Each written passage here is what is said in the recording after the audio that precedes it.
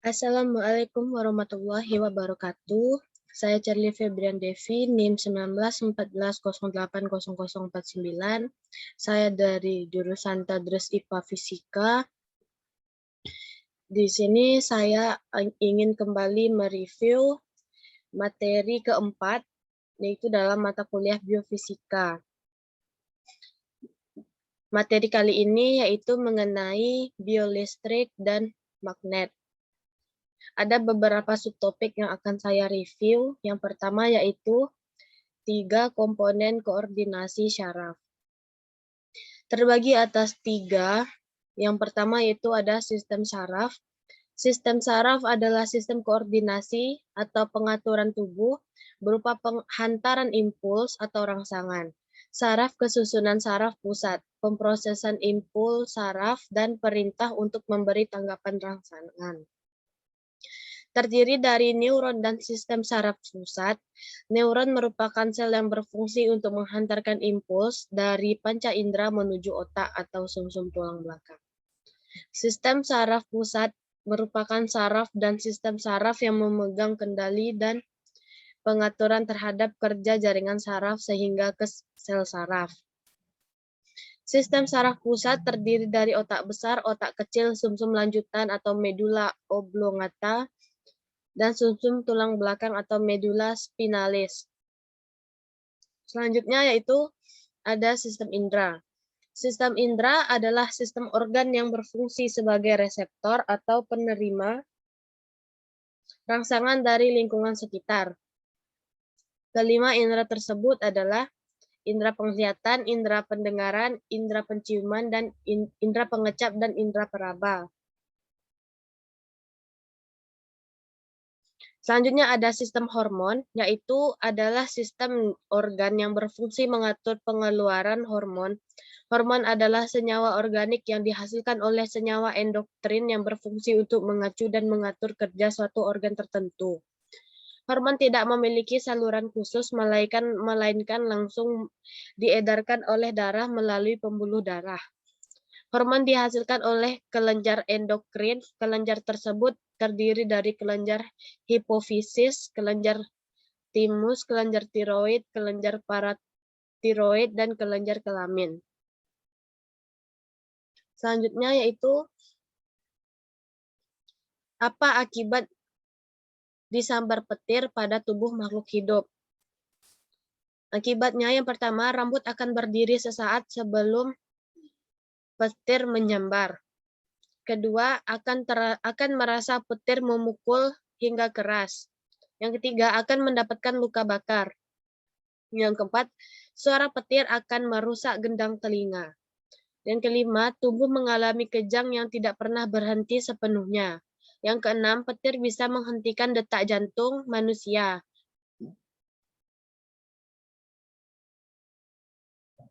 Selanjutnya, yaitu materi tentang konsep magnet dan kemagnetan pada tubuh makhluk hidup. Biomagnetisme adalah fenomena medan magnetik yang dihasilkan oleh organisme hidup yang masih merupakan bagian dari bioelektromagnetisme. Prinsip magnetan pada tubuh hewan yaitu hewan mampu mendeteksi adanya medan magnet bumi karena di dalam tubuh hewan tersebut terdapat magnet alami. Biomagnetik adalah yang membantu hewan untuk menentukan arah migrasi hewan tersebut. Yang kedua, sebagian besar hewan yang memanfaatkan medan magnet bumi untuk mempertahankan kelangsungan hidupnya. Selanjutnya, kemagnetan pada manusia. Mengalirnya aliran listrik akan menimbulkan medan magnet. Medan magnet di sekitaran jantung disebabkan adanya aliran listrik jantung yang mengalami depolarisasi dan repolarisasi. Pencatatan medan magnet tersebut disebut dengan magnetodiagram. Selanjutnya, terciptanya medan magnet pada manusia. Ion besi di hemoglobin membuat darah bersifat magnetik. Lain-lain cairan tubuh yang mengandung hidrogen atau proton juga bersifat magnetik. Ketika menahan nafas atau bernafas pelan atau halus, maka jumlah oksigen di paru-paru relatif tetap dibandingkan bernafas biasa. Darah mengalir lewat paru-paru, hemoglobin mengambil oksigen cukup tepat. Pada saat oksigen sedikit, maka hemoglobin akan mengantri dengan energi minimum, yaitu dengan arah kutub. Tiap molekul searah membentuk barisan saling menempel. Akibatnya darah dan tubuh menjadi magnetik.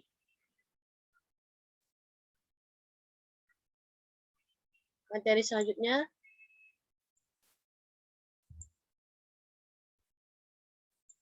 yaitu mekanisme kelistrikan pada sistem saraf.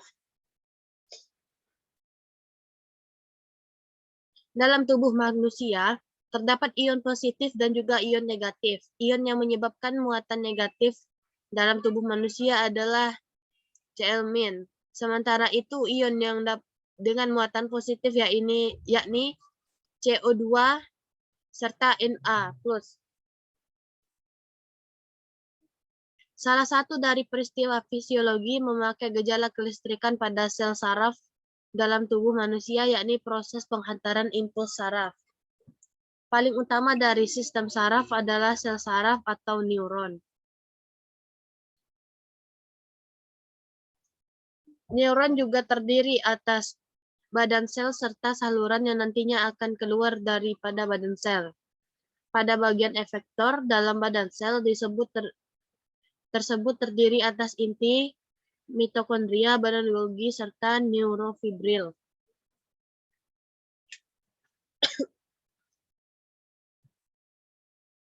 Proses kelistrikan pada sel saraf. Pada saat sel saraf tidak sedang menghantarkan impuls, maka muatan positif dari Na+ akan melengkapi bagian yang paling luar dari membran sel.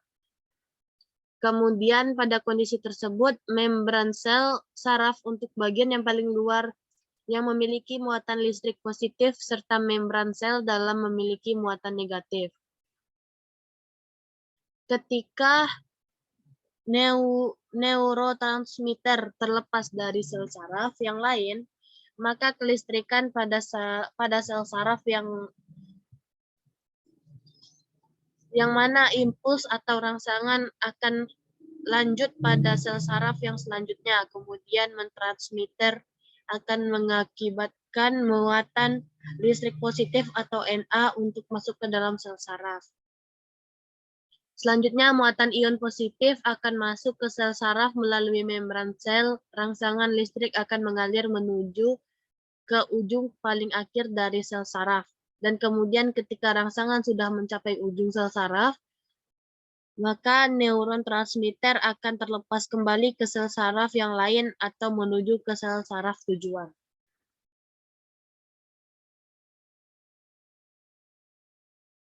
Materi selanjutnya yaitu tentang pengaruh kemagnetan pada migrasi beberapa hewan. Medan magnet bumi dapat membantu hewan dalam mencari arah migrasi, mempermudah upaya mencari mangsa atau menghindari musuh. Beberapa hewan yang sering melakukan migrasi adalah burung, ikan salmon, dan paus. Kehidupan makhluk hidup di bumi sangat dipengaruhi oleh medan magnet bumi. Ada beberapa hewan yang melakukan migrasi dengan memanfaatkan medan magnet bumi, yaitu migrasi burung, migrasi salmon, migrasi penyu, migrasi lobster, duri, magnet dalam tubuh bakteri. Contoh dari migrasi pada burung yaitu, contohnya pada burung merpati pos, untuk memanfaatkan medan magnet bumi sebagai penunjuk arah pulang. Butiran-butiran magnet terdapat pada paruh burung. Digunakan sebagai pusat pengindra magnetik burung. Yang kedua, migrasi salmon, yaitu contohnya ikan salmon menetas dan tinggal di dalam sebuah sungai selama 3 tahun, dan kemudian mereka bermigrasi ke laut, dan ikan salmon akan kembali ke tempat asal tanpa tersesat menggunakan medan magnet yang dimiliki sungai tersebut sebagai penunjuk arahnya. Yang ketiga, migrasi penyu, yaitu contohnya ketika penyu mendeteksi medan magnet di suatu wilayah, penyu akan berenang menuju ke arah wilayah tersebut. Yang keempat adalah lobster duri. Contohnya, lobster duri mendeteksi medan magnet untuk memandu migrasi yang dilakukan dari lepas pantai Florida menuju lautan lepas yang lebih hangat dan tenang. Dan itu terjadi di setiap akhir musim gugur. Yang terakhir yaitu magnet dalam tubuh bakteri, yaitu contohnya MTB melakukan navigasi dan migrasi dengan bantuan medan magnet.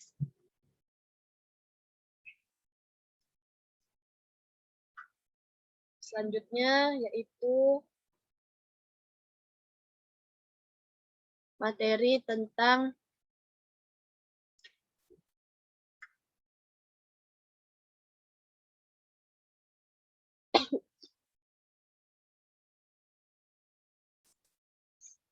perbedaan sistem kerja EEG, EKG, dan EMG dalam pemeriksaan kesehatan. Prinsip kerja dari EEG adalah elektroda ini dihubungkan dengan kabel ke mesin perekam elektroencephalografi. Cara kerja alat ini adalah dengan mengirimkan gelombang otak Anda, yang hasilnya akan terekam ke peralatan komputer. Begitu pemeriksaan dimulai, Anda harus berada dalam posisi yang rileks dan nyaman dengan mata tertutup. Prinsip kerja EEG yaitu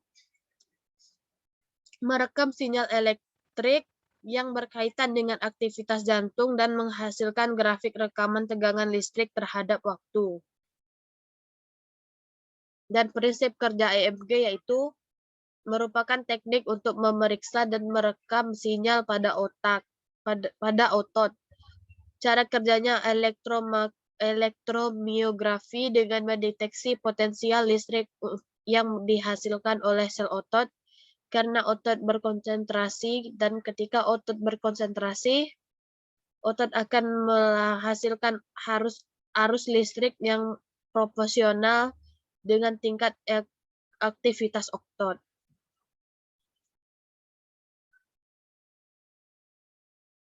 Selanjutnya materi yang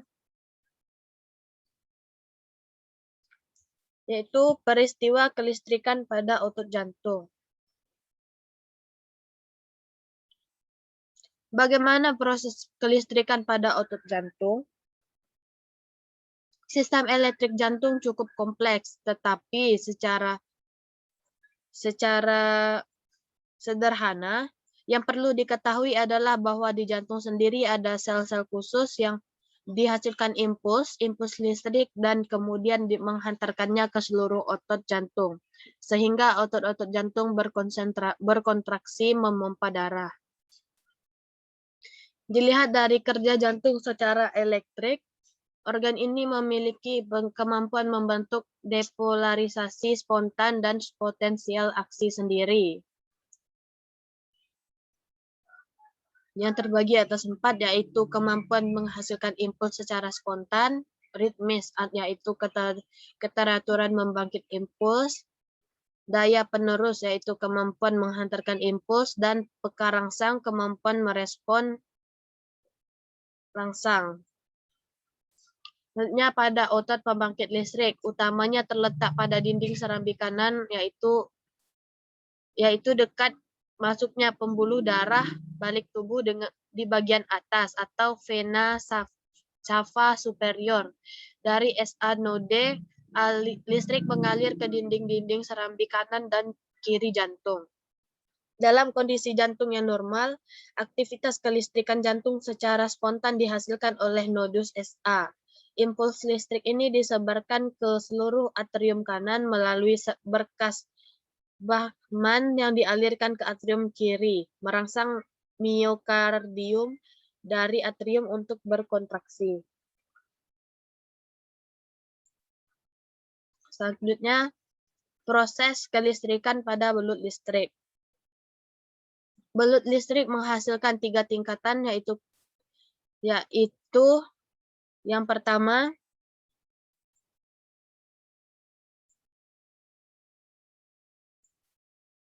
Tiga tingkatan kekuatan listriknya. Yang pertama yaitu tegangan rendah yang dihasilkan terus-menerus sebagai indera perasa. Yang kedua, 3 kali tegangan tinggi yang dikeluarkan secara berkala ketika sedang berburu mangsa di lingkungan yang sulit. Dan yang ketiga, tegangan tinggi dengan frekuensi yang tinggi akan menangkap mangsa untuk melindungi diri dari predator. Belut listrik ini memiliki 3 bagian organ perut yang menghasilkan listrik, yaitu organ utama, organ hunter, dan organ sarge. Selanjutnya, mekanisme belut listrik dalam menghasilkan listrik. Organ elektrik penyusun dari sel saraf dan sel otot berupa lempengan tipis seperti wafer atau piringan kecil yang disebut dengan elektropod atau elektrosit. Prinsip kerja piringan tersebut seperti baterai. Pada saat ikan beristirahat, otot tidak berhubungan aktif. Jika menerima pesan dari saraf, piringan tersebut secara serentak mengeluarkan aliran listrik. Prinsip kerja piringan listrik ini sama seperti baterai. Ketika ikan beristirahat, otot-otot yang tidak berhubungan dengan aktif, namun bila menerima pesan, akan segera bekerja secara serentak untuk mengeluarkan daya listrik. Pada saat itu, voltase semua piringan listrik atau elektrosit menyatu, sehingga mampu menghasilkan daya listrik sampai 220 volt pada ikan torpedo atau sampai 650 volt pada belut listrik. Dan materi yang terakhir yaitu sistem saraf pada tubuh manusia. Apa itu sistem saraf? Sistem saraf adalah sistem kompleks yang berperan dalam mengatur dan mengkoordinasikan seluruh aktivitas tubuh. Sistem saraf pada manusia terdiri dari otak, sumsum tulang belakang, organ-organ sensorik seperti mata, telinga, dan organ lainnya. Dan sistem ini bekerja dengan mengambil informasi melalui bagian tubuh atau indera tertentu yang memproses informasi tersebut serta memicu reaksi seperti membuat otot Anda bergerak, merasakan sakit, atau bernafas. Selanjutnya, anatomi dan bagian sistem saraf, yaitu otak, sumsum tulang belakang, dan sel saraf atau sel saraf atau neuron. Sistem saraf pusat yang terdiri dari otak dan sumsum tulang belakang memiliki fungsi menerima informasi atau rangsangan dari semua bagian tubuh, kemudian mengontrol dan mengendalikan informasi tersebut untuk menghasilkan respon. Dan sistem saraf tepi yaitu fungsinya menghubungkan respon sistem saraf pusat ke organ tubuh dan bagian lainnya di tubuh. Saraf ini meluas dari saraf pusat ke area terluar tubuh sebagai jalur penerima dan pengiriman rangsangan pada otak. Dari dan ke otak. Ada sistem saraf somatik dan sistem saraf otonom. Baiklah, demikian penjelasan saya mengenai biolistrik dan kemagnetan. Ada salah dan kurangnya saya mohon maaf. Saya tutupi. Wassalamualaikum warahmatullahi wabarakatuh.